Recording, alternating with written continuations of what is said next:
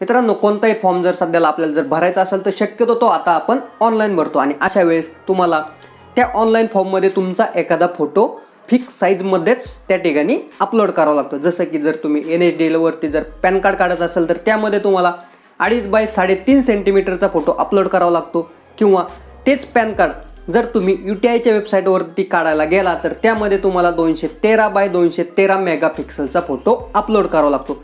आणि जर मित्रांनो त्या साईजचा फोटो जर तुमच्याकडे अवेलेबल नसेल तर तुमच्याकडे जो फोटो आहे त्याची साईज जर 5 MB 10 MB असेल, तो जर ह्या साईजमध्ये जर बसवायचा असेल, आता तेच तुम्ही तुमच्या मोबाईलमधून अगदी 2 मिनिटांमध्ये करू शकता। तर मित्रांनो, कोणत्याही फोटोची साईज कमी कशी करायची, मेगापिक्सलमध्ये म्हणा किंवा सेंटीमीटरमध्ये म्हणा, ती आता आपण आपल्या मोबाईलमध्ये करू शकणार आहोत। त्यासाठी मित्रांनो हा व्हिडिओ तुम्हाला शेवटपर्यंत पाहायचा आहे आणि या चॅनलवर जर नवीन आला असेल तर या चॅनलला सबस्क्राईब करून त्या शेजारील बेल आयकॉनचं बटनही दाबायचं, जेणेकरून असेच नवनवीन व्हिडिओ तुम्हाला सर्वात आधी पाहता येतील।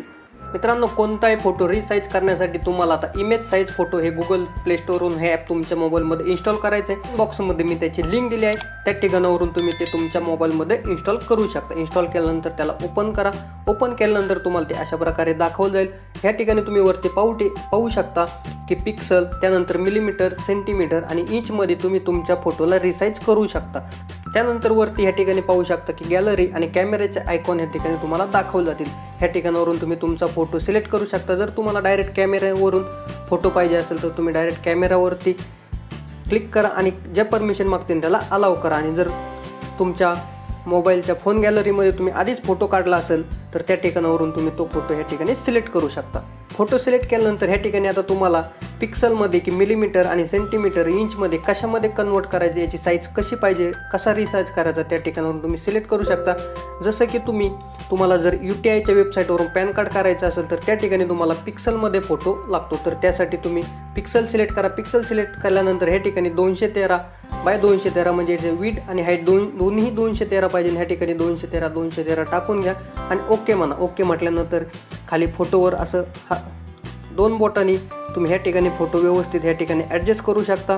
तुम्हाला जसं रोटेट करायचं आहे त्याप्रमाणे रोटेटही करू शकता। व्यवस्थित प्रकारे तुम्ही ह्या ठिकाणी फोटो ॲडजस्ट केल्यानंतर ह्या ठिकाणी तुम्हाला डाउनलोडचं बटन दिसते।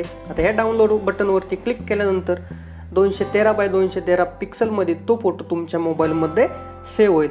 त्याचप्रमाणे जर तुम्हाला हा फोटो ह्या ठिकाणावरून जर कोणाला पाठवायचा असेल तर तुम्ही सिम्पली त्या बटनावरती क्लिक करायचं।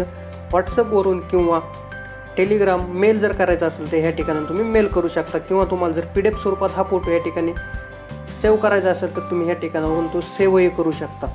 आता हाच फोटो जर तुम्हाला सेंटीमीटर किंवा मिलीमीटरमध्ये करायचा तर त्या ठिकाणावरून तोही तुम्ही ह्या ठिकाणावरून करू शकता। जसं की तुम्हाला NSDLच्या वेबसाईटवरती सेंटीमीटरमध्ये फोटो या ठिकाणी अपलोड करावा लागतो, तर सेंटीमीटरवरती क्लिक करून ह्या ठिकाणी तुम्ही विड्थमध्ये 2.5 आणि हाईटमध्ये 3.5 ह्या ठिकाणी सिलेक्ट करायचं। सिलेक्ट केल्यानंतर ह्या ठिकाणी खाली फोटो तुम्हाला जसा ॲडजस्ट करायचा त्याप्रमाणे तुम्ही ह्या ठिकाणी ॲडजस्ट करून घ्या।